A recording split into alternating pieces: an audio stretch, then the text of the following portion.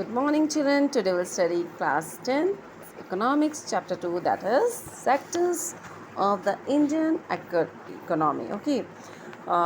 इससे प्रीवियस वाली जो वीडियो था हमने उसमें देखा था कि इस तरीके से हिस्टोरिकल चेंज इन सेक्टर्स हुए और फिर उसके बाद हमने पढ़ा था कि rising importance of tertiary sector in production, किस तरीके से जो प्रोडक्शन है वो टर्शरी सेक्टर में बढ़ रहा था। ये हमने देखा कि टर्शरी सेक्टर में जो प्रोडक्शन था वो बढ़ रहा था। ये हमने ग्राफ देखा था, स्टडी किया था ये वाला कि किस तरीके से देखिए 1973 में और जो प्राइमरी सेक्टर का प्रोडक्शन था, उसके बाद सेकेंडरी सेक्टर का प्रोडक्शन और ये था ग्रीन वाला टर्शरी सेक्टर का। तो 13-14 में क्या हुआ कि जो प्रोडक्शन था वो सबसे ज़्यादा सबसे ज़्यादा कहाँ हो रहा था? टर्शरी सेक्टर में प्रोडक्शन हो रहा था। कितना ज़्यादा है ना, ये हमने देखा कि किस तरीके से वो इतना इम्पोर्टेंट किस तरीके से टर्शरी सेक्टर्स हो गया था इंडिया के लिए। ये चीज़ें कुछ फर्स्ट 4 पॉइंट्स हमने इसमें डिस्कस किए थे, है ना। और आज हम डिस्कस करने वाले हैं, today we will discuss about where are most of the peoples employed. कहाँ पे किस सेक्टर में ज़्यादा से ज़्यादा लोग एम्प्लॉयड है, काम कर रहे हैं, ये हम इस वीडियो में देखने वाले हैं। ओके, तो आपने देखा, अच्छा आपने ये 3 ग्राफ जो था, एक फर्स्ट ग्राफ तो आपने स्टडी कर लिया कि किस तरीके से यहाँ पे देखिए GDP by primary sector and tertiary sectors का कितना जीडीपी होता है, ये हमने देखा था ना। ये प्रोडक्शन के केस में था, कितना प्रोडक्शंस हो रहे हैं, ठीक है। अब ये जो सेकंड ग्राफ हम यहाँ पे देखते हैं, इसको स्टडी करते हैं। देखिए ये वाला ग्राफ जो है, इसके हिसाब से देखिए 1973-74 में बोलता है कि share of sectors in GDP में कितना सेक्टर्स है ये बता रहा है ना। जीडीपी का कितना शेयर्स है सेक्टर्स में, share of sectors in GDP में कितना सेक्टर्स का शेयर है, ये हम इसमें देखेंगे। तो इसमें देखिए आपको बता रहा है कि 73-74 में आपका 40% है किसका, प्राइमरी सेक्टर का, फिर 10% only there is of the secondary sector and 50% of tertiary sector. Okay, green colour ये है आपका जो है ये tertiary sector, that is of 50%, ये ना, ये आपका 50% है, ठीक है। और ये आपका है 40% है, ये आपका 40% है और सेकेंडरी सेक्टर आपका 10% है। क्लियर, ये आपका 10% है। और उसके बाद की ग्राफ में हम देखते हैं कि 2013-14 में क्या हो रहा है कि उसका शेयर देखिए सबसे कम हो गया।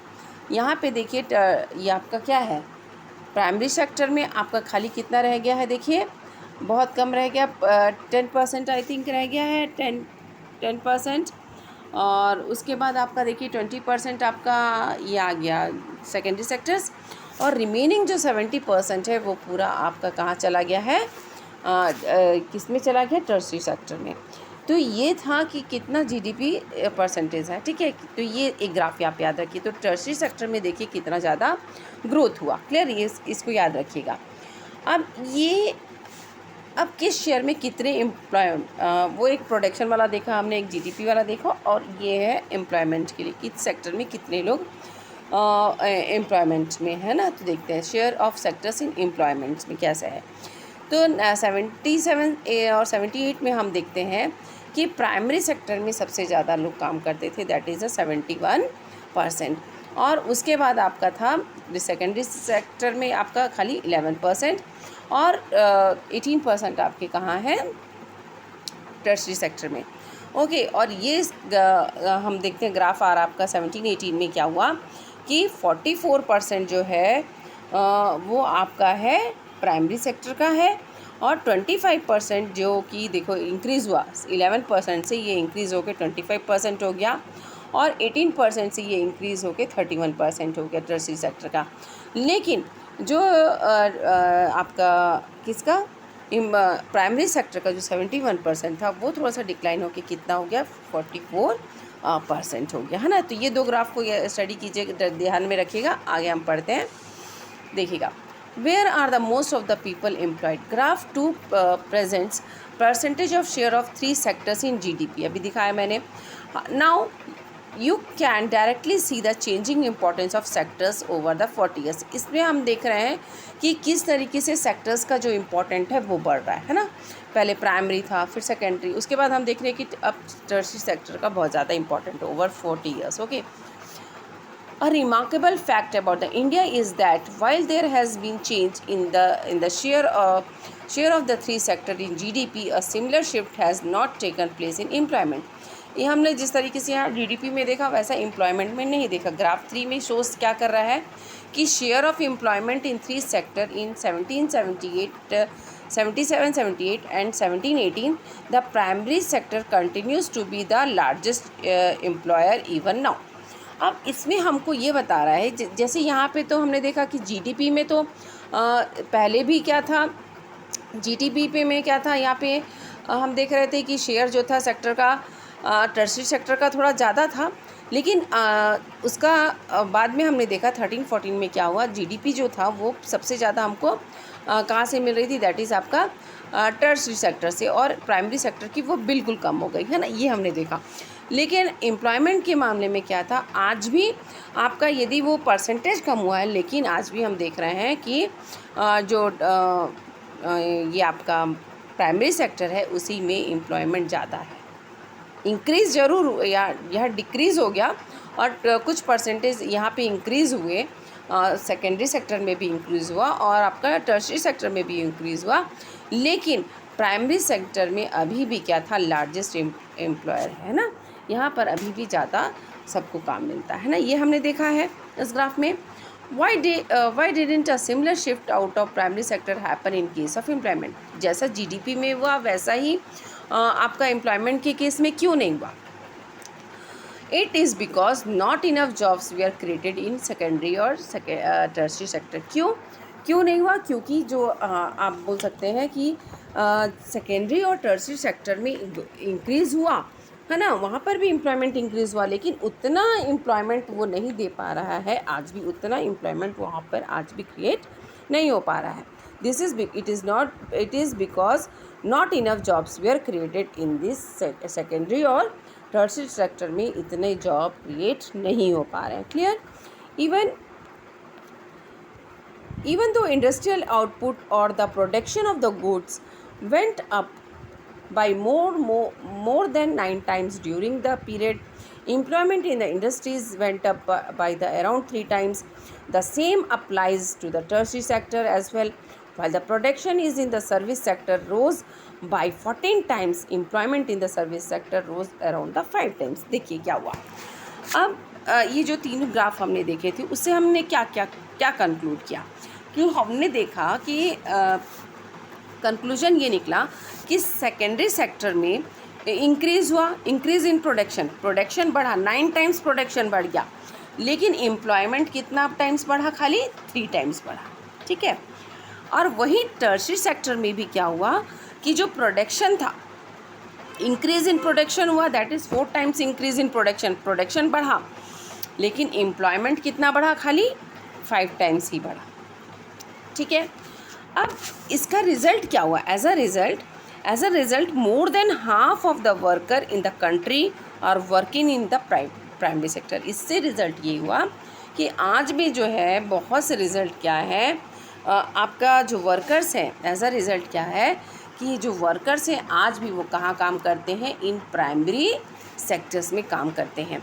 मेनली कहाँ पे? एग्रीकल्चर में काम करते हैं, producing only about 1/6 of GDP, है ना। जीडीपी बहुत कम उससे मिल रहा है, लेकिन वहीं पर एम्प्लॉयमेंट ज़्यादा है। ठीक है, अब इसका रीज़न क्या आता है? But primary sector contributes lowest share. मैंने बताया जीडीपी पे में प्राइमरी सेक्टर्स का जो है जीडीपी का शेयर बहुत कम है, लेकिन फिर भी नंबर ऑफ़ एम्प्लॉयमेंट्स यहीं पे ज़्यादा है, लोग वर्कर्स यहीं ज़्यादा काम कर रहे हैं। ठीक है, तो इसका रीज़न क्या है? Y?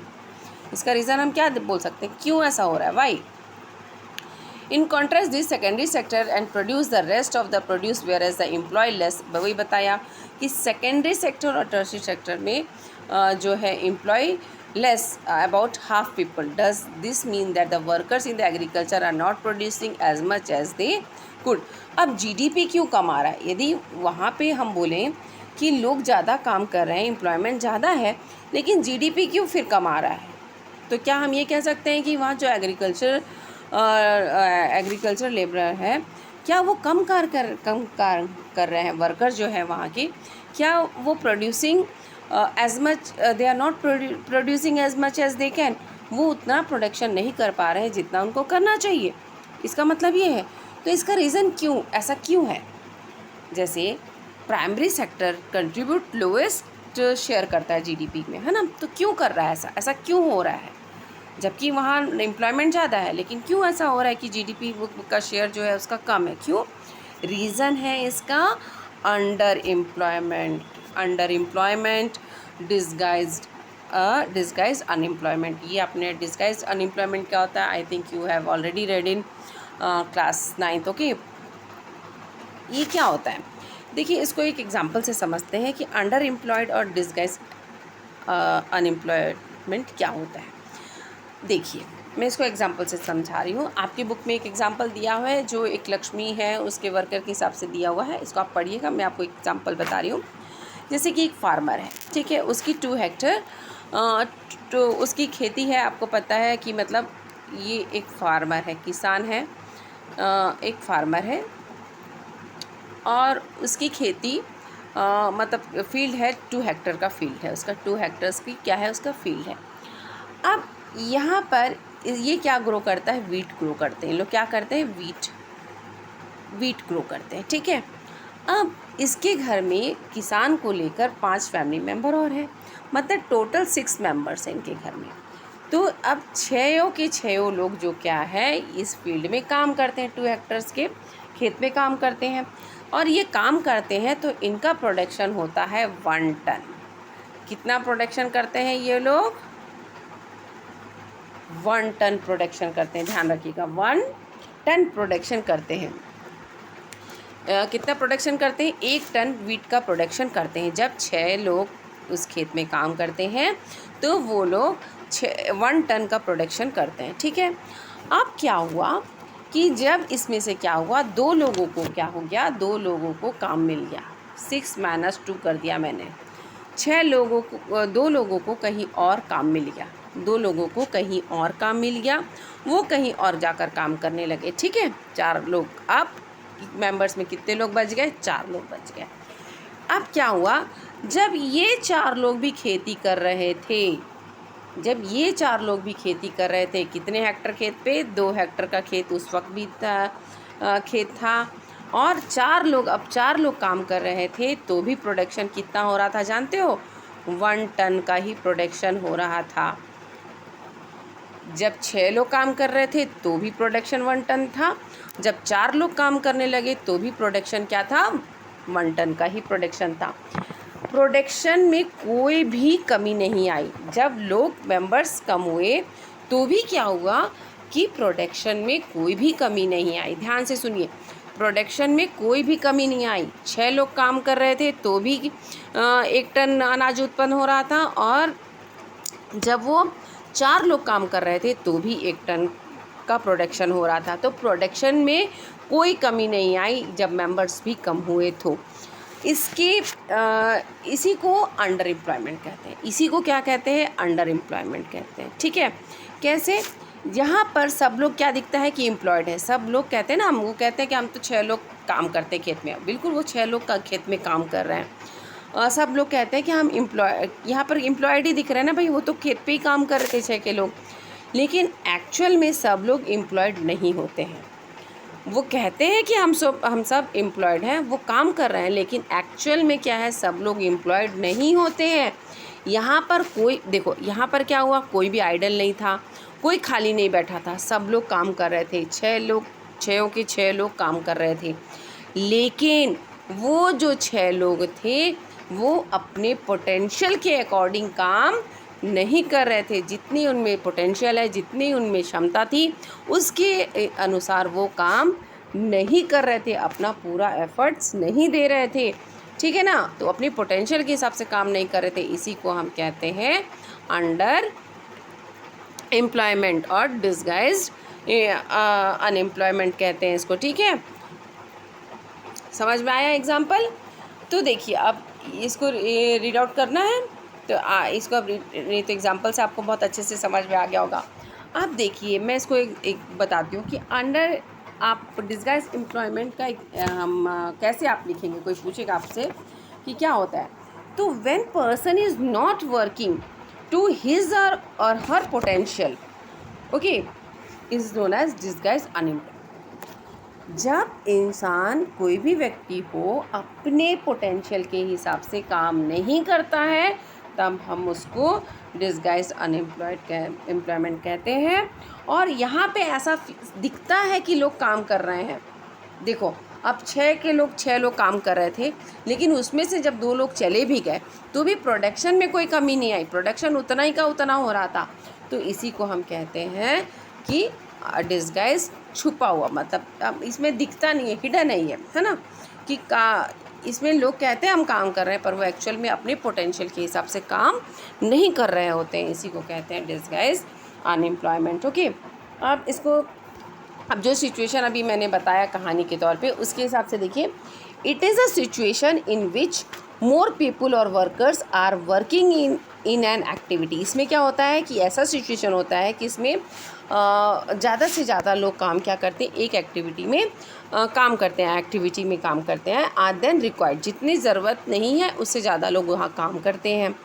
The people who are actually engage in such an activity appear to be employed. जो लोग वहाँ पर एक्चुअली काम कर रहे हैं, दिख रहा है काम कर रहे हैं, तो वो उनको एम्प्लॉयड बोलेंगे। But are not fully employed, लेकिन वो फुली एम्प्लॉयड नहीं होते। क्यों? Means all of them are not working, means all of them working less than their potential. वो लोग अपने पोटेंशियल के हिसाब से काम नहीं कर रहे थे, उनका जो पोटेंशियल है उसके हिसाब से कम काम कर रहे थे। इसीलिए इसको कहते हैं डिस्गाइज्ड अनएम्प्लॉयमेंट और अंडर एम्प्लॉयमेंट कहा जाता है। ओके, तो देखिए आपका यहाँ पर एक और आपकी बुक में भी लिखा हुआ है, under employment is the hidden in the contrast to someone who does not have a job and is clearly visible as a unemployed, hence it is also called a disguise unemployment। ठीक है, मतलब ये hidden है, छुपा हुआ। Under employment is a hidden in contrast to someone, ये छुपा हुआ है कि who does not have a job, किसके पास जॉब नहीं है, and is clearly visible as unemployment. ठीक है, समझ में आ गया होगा आपको ये। तो इसमें भी आपको जो लक्ष्मी की कहानी दी हुई है वैसे ही आपकी बुक में कहानी दी हुई है। ठीक है, सेम। तो वही था कि जो मैंने बताया आपको कि 4 लोग काम कर रहे हैं, 2 लोगों को हटा दिया, तो ये सेम कहानी है ना उसमें। अब ऐसे बहुत से काम है, देखो there are lakhs of farmers in like Lakshmi in India. This means that even if we remove a lot of people from the agriculture sector, ऐसे बहुत से जो लोग हैं एग्रीकल्चर सेक्टर में काम कर रहे हैं, यदि उनको हम वहाँ से एग्रीकल्चर सेक्टर से रिमूव भी कर दें and provide them with the proper work elsewhere, और उनको कहीं और अच्छी जगह पे उनको प्रॉपर वर्क कहीं दिला दें, तो एग्रीकल्चर प्रोडक्शन विल नॉट सफ़र। हमारा जो एग्रीकल्चर का प्रोडक्शन जो है वो बिल्कुल भी सफ़र नहीं करेगा, है ना। The income of the people who take up other job will be increase the total family. लेकिन ये फ़ायदा ज़रूर होगा कि अब जैसे ही जो कहानी मैंने सुनाई, तो उसमें से जो दो लोग थे, ऐसा लग 6 लोग पहले काम कर रहे थे तो भी 1 टन प्रोडक्शन हो रहा था, जब 4 लोग करने लगे तो भी उतना ही प्रोडक्शन हो रहा था। लेकिन वो 2 लोग हैं, यदि वो कहीं बाहर जाके कहीं पर भी काम कर लेते हैं तो वो क्या है, अपनी फैमिली के लिए एक्स्ट्रा इनकम कमा के लाएंगे, है ना, इंक्रीज़ हो जाएगी उनकी फैमिली की जो इनकम है वो क्या हो जाएगी, इंक्रीज़ हो जाएगी, उससे उनको बेनिफिट ही मिलेगा। Clear? This under employment can also happen in other sectors. ये जो अंडर एम्प्लॉयमेंट है ये अदर सेक्टर्स में भी हमको देखने को मिलते हैं। कैसे?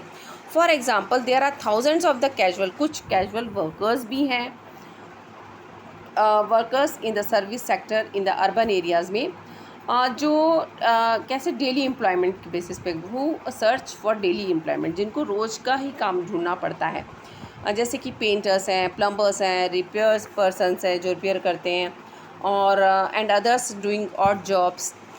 Many of them do not, और इनको क्या है, कुछ डेली काम नहीं मिलता, इनको डेली काम नहीं मिलता है। Similarly we see other people of the service sectors on the street pushing cart, जो गाड़ी चलाते हैं, कार्ट चलाते हैं रोड पे, और कुछ सेलिंग करते हैं कुछ लोग, और selling something where they may spend the whole day but earn very little. और कुछ लोग ऐसे हैं जहाँ पे वो काम तो करते हैं, बहुत काम, उनको पता नहीं होता कि आज हमारा सामान बिकेगा कि नहीं बिकेगा, आज हमको काम मिलेगा कि नहीं मिलेगा, है ना।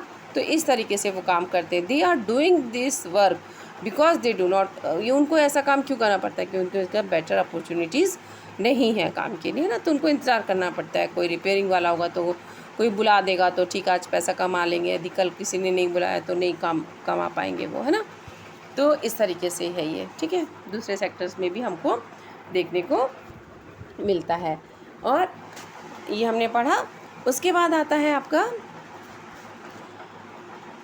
How to create more employment. हमने देखा एम्प्लॉयमेंट तो हो रहा है, लेकिन अब इसको और हम ज़्यादा एम्प्लॉयमेंट कैसे क्रिएट कर सकते हैं। How to create more employment, from the ever discussion से हमको ये पता चला, we can see that there continues to be consider under employment in, अभी भी अंडर एम्प्लॉयमेंट जो है एग्रीकल्चर में है। There are also the people who are not employed at all, और कुछ ऐसे हैं जो बिल्कुल भी काम नहीं कर रहे हैं।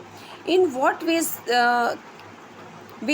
Can one increase employment for the, किस तरीके से हम लोगों के लिए रोज़गार लेकर आए, एम्प्लॉयमेंट लेकर आए, किस तरीके से ये पॉसिबल है। तो हम देखते हैं कुछ पॉसिबिलिटीज़ कैसे हो सकती है। प्रोवाइड, हम क्या करेंगे, सबसे पहले provide agricultural loan to the farmers to buy seeds, fertilisers, agricultural equipments and pump sets. हम क्या कर सकते हैं कि हम जो फार्मर्स हैं, है ना, आपके जो किसान हैं, उनको हम क्या कराएं, एक लोन प्रोवाइड कराएं, एग्रीकल्चरल लोन प्रोवाइड करें, ताकि वो आपका क्या करें, अच्छा बीज ले पाएँ, सीड्स ले पाएँ, फर्टिलाइजर्स ले पाएँ, और एग्रीकल्चरल इक्विपमेंट्स जो भी उनको चाहिए वो ख़रीद पाएँ। वो अपने इरिगेशन के लिए वो पंप सेट वगैरह वो लगा पाएँ। तो जिससे क्या होगा कि प्रोडक्ट लोगों को काम भी मिलेगा, है ना। देखिए टेक, आप लक्ष्मी का ही केस आपके इसमें देख लेते हैं। With the 2 hectare plot of unirrigated land, the government can spend some money, or bank can provide a loan, bank हम लोन प्रोवाइड कर सकता है टू कंस्ट्रक्ट, और ताकि वहाँ पर वो कुआं खोद पाए, for her family to irrigate the land, है ना, ताकि उसके फैमिली वाले कुछ वहाँ पर इरीगेट कर पाते, इरीगेशन के लिए प्रॉब्लम नहीं होती उसको। Lakshmi will then be able to irrigate her land and take a second crops wheat. अब देखो वो यदि वो सीजनल क्रॉप पे सीजनल पे डिपेंड है कि बारिश होगी तभी उसको, क्योंकि वो क्या थी, उसके अनइरीगेटेड लैंड था और वो क्या था कि वो रेन वगैरह और ग्रोइंग क्रॉप्स के लिए किस पे डिपेंड थी, रेन पे डिपेंड थी। तो यदि वो वहाँ पे कुआं खुदवा देते, वो लोन ले लेती और कुआं खुद जाता, तो क्या होता कि वो सेकंड क्रॉप भी उगा पाती वहाँ पे, है ना, दूसरा सीजनल क्रॉप भी उगा लेती land. Second crop wheat during the rabi season. Let us suppose that 1 hectare of the wheat can provide employment to the 2 people. यदि हम सपोज करते हैं कि 1 हेक्टर खेती में यदि वीट कैन, वहाँ वीट लगाया उसने, कैन प्रोवाइड एम्प्लॉयमेंट, और 2 पीपल्स को 50 डेज़ के लिए काम, इंक्लूडिंग उसमें 50 डेज़ को लिए काम दिया, सोइंग के लिए, वाटरिंग के लिए, फर्टिलाइज़र के लिए, एप्लीकेशंस एंड हार्वेस्टिंग के लिए। सो 2 और members of the family so the 2 more members of the family can be employed. और इससे क्या हुआ, उसके घर में 2 लोग और काम पे लग जाएंगे, अच्छा उसी खेत पे, है ना। Now suppose a new dam, अब एक और क्या कर सकते हैं हम, कंस्ट्रक्शन कर सकते हैं डैम का। पहले रीज़न क्या था, एक प्रोवाइड कराना, एग्रीकल्चर लोन प्रोवाइड करवाना फर्स्ट काम है ना, और ताकि हम एम्प्लॉयमेंट को कैसे बढ़ाएं, है ना। और सेकंड है कंस्ट्रक्शन ऑफ डैम। यदि मान लीजिए डैम बनाते हैं, तो ऑब्वियसली जब डैम बनेगा तो डैम बनाने के लिए भी हमको लोगों की ज़रूरत है, तो लोगों को उससे क्या हो जाएगा, रोज़गार मिल जाएगा। जो लोग वहाँ काम करेंगे, कंस्ट्रक्शन करेंगे, तो उनको जॉब मिल जाएगी। और जब डैम बन जाएगा तो ऑब्वियसली क्या होगा कि कैनाल्स के थ्रू से हम खेतों में सिंचाई कर पाएंगे, इरिगेशन सब ज़्यादा हो जाएगा, तो ऑब्वियसली सब कुछ अच्छा हो जाएगा। तो कंस्ट्रक्शन ऑफ डैम भी एक रास्ता है, इससे हम लोगों को एम्प्लॉयमेंट दे सकते हैं, रोज़गार दे सकते हैं, है ना। Need a lot of employment generation within the agriculture sector itself, reducing the problem of under employment. Okay, इसमें आप कंस्ट्रक्शन ऑफ जैम कर सकते हैं। अब जैसे now suppose Lakshmi and the other farmers produce much more than the before. अब क्या हो रहा है, अब जब ये वेल लग गया, लोन मिला, सब अच्छा हुआ, तो उन लोगों ने क्या किया, और अच्छा प्रोडक्शन शुरू किया लक्ष्मी लोगों ने, ठीक है। ऐसे किसान जो और प्रोडक्शन शुरू कर देते हैं, they could also need to sell. अब उनको क्या होगा, इसको जब उनके पास सरप्लस हो जाएगा, मतलब ज़्यादा अनाज होगा, तो अब उसको क्या करेंगे, सेल करेंगे मार्केट में। और for this they may be required to, अब इनको क्या चाहिए, ट्रांसपोर्ट फैसिलिटीज़ भी चाहिए होगा। अब ट्रांसपोर्ट फैसिलिटीज़ चाहिए होगा तो यहाँ पर क्या होगा, for this they may require transport for the products to nearby mandi town, ताकि लोग पास के गांव में जाकर और शहर में जाकर अपने अनाज को जो उनके पास एक्स्ट्रा है उसको बेच सकें, तो इसके लिए ट्रांसपोर्ट फैसिलिटीज़ चाहिए होगा। अब if the government invest some money in the transport, यदि गवर्नमेंट जो है, अब देखिए यदि गांव में रोड बन जाए, कंस्ट्रक्शन ऑफ रोड हो जाए, तो इससे भी लोगों को रोज़गार मिल जाएगा। और रोज़गार मिलेगा, ट्रांसपोर्टेशन में यदि कुछ गवर्नमेंट इन्वेस्ट कर देती है, तो क्या होगा, लोगों को अब एक शहर से मतलब मार्केट में जाके अनाज को वो बेच पाएंगे। और इसके लिए क्या है, वो क्या करेंगे, मेक्स बेटर रूरल रोड्स, वहाँ रोड मैंने बताया कंस्ट्रक्शन कर सकते हैं, और मिनी ट्रक्स वगैरह ला सकते हैं, तो उसमें ड्राइवर्स वगैरह को भी देखो काम मिल जाएगा। Much everywhere several farmers like Lakshmi, तो mini trucks reach everywhere several farmers like Lakshmi who now have access to the water can continue to grow. अब देखो सेल द क्रॉप्स, अब वो उसके वेल कर लिया, पानी इरिगेशन हो गया, तो ज़्यादा से ज़्यादा ग्रो हो रहा है, प्रोडक्शन हो जाएगा वहाँ पे। This activity can provide the productivity employment to not just farmer but also the other such दोस्त in the service like transportation or trade. अब लोगों को जब ट्रांसपोर्टेशन होगा तो देखो यहाँ ट्रांसपोर्टेशन भी बढ़ रहा है, ट्रेड भी बढ़ रहा है, तो देखो कौन सा, जब प्राइमरी सेक्टर हमारा अच्छा हो रहा है तो देखो इंक्रीज़ कहाँ हो रहा है, ट्रांसपोर्ट एंड ट्रेड कौन से सेक्टर में आता है, that is a tertiary sector. तो हमारा टर्सरी सेक्टर में भी एम्प्लॉयमेंट बढ़ेगा, इंक्रीज़ हो रहा है कि नहीं। और यदि जो स्टोरेज फैसिलिटीज़ है, यदि स्टोरेज ऑफ क्रॉप्स उनको अच्छा हो जाता है किसानों के लिए, तो क्या होगा, वो पहले उसको संभाल के रखेंगे, स्टोर करके रखेंगे। जब देखेंगे कि मार्केट में उसका रिजनेबल प्राइस उनको मिलेगा, तब वो अपने प्रोडक्ट्स को वहाँ जाकर क्या कर सकते हैं, बेच सकते हैं, तो भी उनको बेनिफिट होगा, है ना। ये बात हो सकती है। अब क्या है, Lakshmi need not is not confined to water alone to cultivate the land, she also needs, अब उसको खाली पानी तो नहीं चाहिए, उसको seeds, fertilisers, agriculture equipment and pumpsets to draw water बताया मैंने।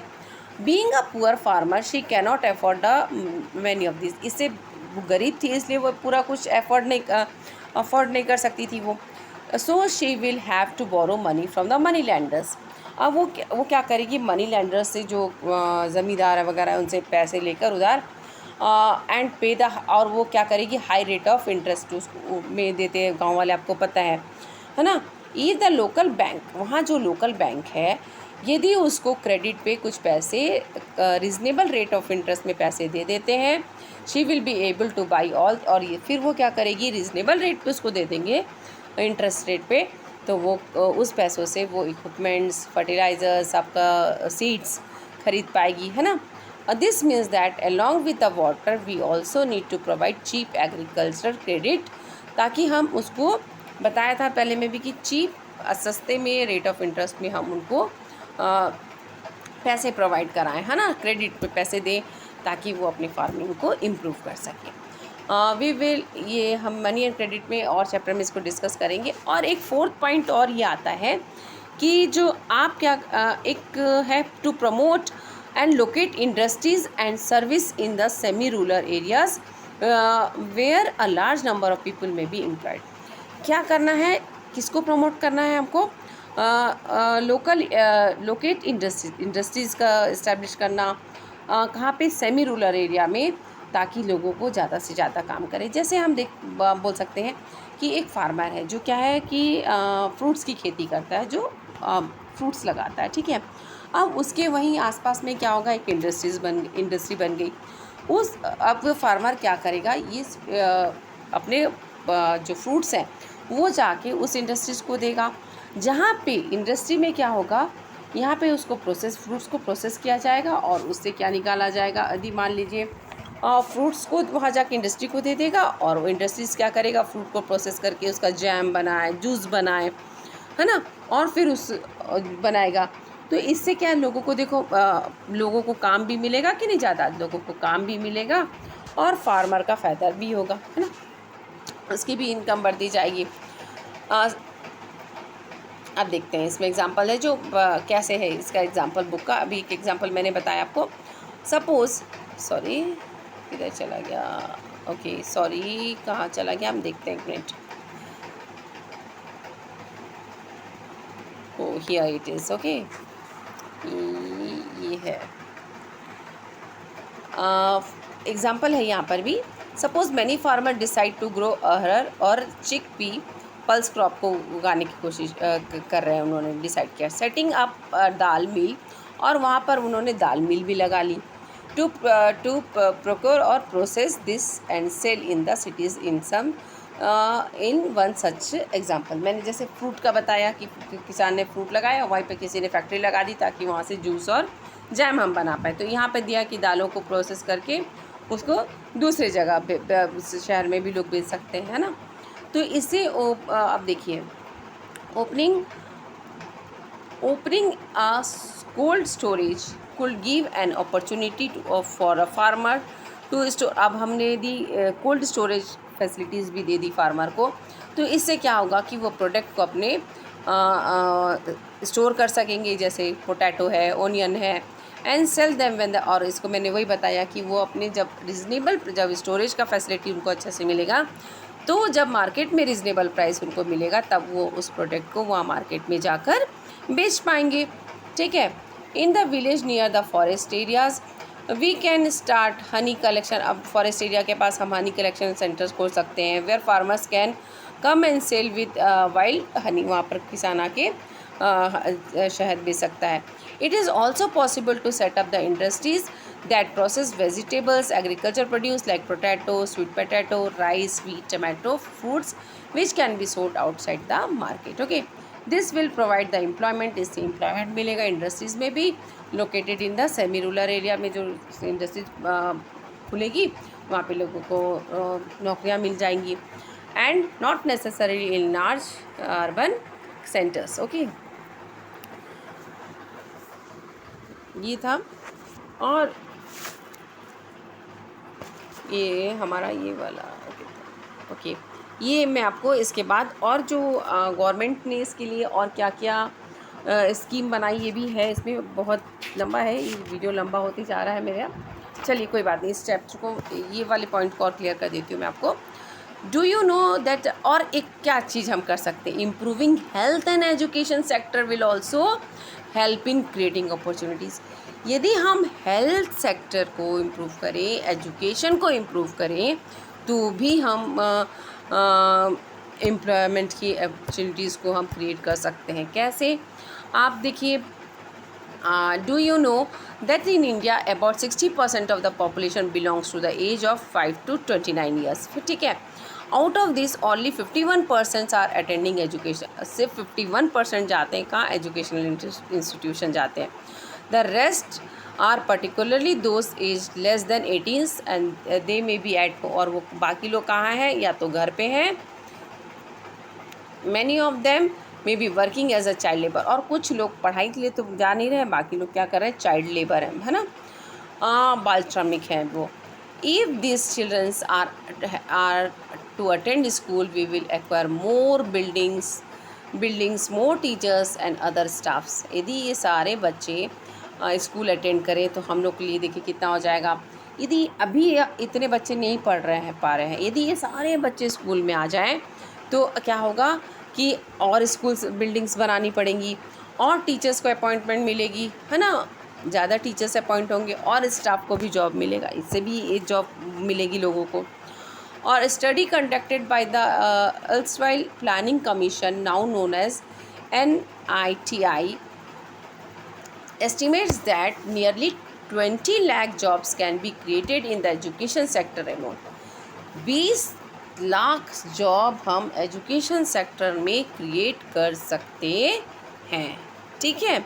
सोचो, सिमिलरली इफ़ वी इम्प्रूव, यदि हम हेल्थ को इम्प्रूव कर देते हैं सिचुएशन को, तो हमको यदि हेल्थ को हमको इम्प्रूव करना है तो सोचो हमारे पास नंबर ऑफ़ डॉक्टर्स ज़्यादा हो जाएंगे, नर्स हो जाएंगे ज़्यादा, है ना, लोगों को जॉब मिलेगी कि नहीं, हेल्थ वर्कर्स हमको मिलेंगे ज़्यादा to work in rural areas. This are the some ways by which jobs could be created. ये कुछ का चीज़ें हैं जिससे कि हम जॉब क्रिएट कर सकते हैं, ठीक है। अब हमने देखा कि जो एवरी स्टेट और religion has a potential for increasing the income and employment for the people in that area. It could be, और अभी सभी स्टेट हैं जो रीजन्स हैं उनमें पोटेंशियल है कि वो इनकम और एम्प्लॉयमेंट को क्या कर सकते हैं, इंक्रीज़ कर सकते हैं लोगों के लिए, ठीक है, for the people. It could be जैसे टूरिज़म है, रीजनल क्राफ्ट है, यदि मान लीजिए जिस रीजन कुछ रीजनल एरिया में यदि वहाँ का क्राफ्ट बहुत अच्छा है तो वहाँ के लोगों को वो क्राफ्ट के लिए काम दे दें, वहाँ रीजनल क्राफ्ट इंडस्ट्री सेटअप कर दें, और न्यू सर्विसेज लाइक आईटी को हम इंफॉर्मेशन टेक्नोलॉजी को सेटअप करें, तो इससे भी क्या है, हम लोगों को बहुत से ज़्यादा क्या है, जॉब दे सकते हैं, क्रिएट कर सकते हैं उनके लिए job. Some of this could be require proper planning. इसके लिए क्या है, एक प्रॉपर प्लानिंग की ज़रूरत है, सपोर्ट, और गवर्नमेंट का सपोर्ट भी चाहिए होगा। The same study by the planning commission says that, यदि प्लानिंग कमीशन भी कहती है कि यदि tourism as a sector is improve, तो एवरी ईयर करीब additional employment to more than 35 lakh peoples को, हम यदि टूरिज़्म को ही हम इंक्रीज़ कर दें अच्छे से सेक्टर को, तो 35 लाख लोगों को हम क्या दे सकते हैं, रोज़गार दे सकते हैं, ठीक है। तो we must realise that some of the suggestions जिसका जो हमने डिस्कस किया वो उसको क्या है कि लॉन्ग टर्म प्रोसेस हो सकता है ना, और कुछ क्या है for the short term we need, और शॉर्ट टर्म के लिए हम लोग को क्विक मेज़र की ज़रूरत है। जैसे हमने बोला कि different area of potential to be find, जैसे कि हम डिफरेंट एरियाज़ के पोटेंशियल को फाइंड आउट करने की ज़रूरत है, लेकिन सब एरिया के पोटेंशियल को हम फाइंड आउट करेंगे तो इसके लिए हमको क्या है, बहुत लंबा टाइम लगेगा, it will be take long term, है ना, टू इम्प्लीमेंट। तो इसके लिए गवर्नमेंट ने क्या है, शॉर्ट टर्म इम्प्लीमेंट किए हुए हैं, जैसे कि राइट टू वर्क। तो राइट टू वर्क में ये करीब 625 डिस्ट्रिक्ट्स ऑफ इंडिया में चल रहा है। इसे कहते हैं, it is called Mahatma Gandhi national rural employment guarantee act 2005। ये क्या है, ये बहुत इंपॉर्टेंट है, इसको याद रखेंगे। Mahatma Gandhi national rural employment guarantee act 2005, ये कब बना था एक्ट 2005 में, इसका फुल फॉर्म क्या है ना, ये सब आपको याद रखना होगा। अंडर मनरेगा 2005 all those who are able to, इसमें कौन लोग थे, जो एबल हैं काम करने के लिए, and are in need of, जिनको ज़रूरत है, work in the rurals areas are guaranteed 100 days of employment, और रूरल एरिया में उनको 100 डेज़ का एम्प्लॉयमेंट की गारंटी होती है, ठीक है, in the year by the government, ठीक है। If the government fails its duty to provide employment, यदि सरकार उनको उसमें एम्प्लॉयमेंट नहीं दे पाती है तो क्या होता है, it will give unemployment allowance to the people, और उनको अलाउंस भी देना पड़ता है। यदि सरकार ने उनको काम नहीं दिया तो उनको क्या है, उसके एवज में क्या देना पड़ता है, अलाउंस देना पड़ता है, ठीक है, to the people. This type of work that would in future help to increase the production of from the land will given by the preference under the act। Clear है। तो ये था आपका ये, इसके बाद हम पढ़ेंगे इसके बाद हमारा बनेगा division of sectors as a organised and organise sector के बारे में हम पढ़ेंगे। ओके।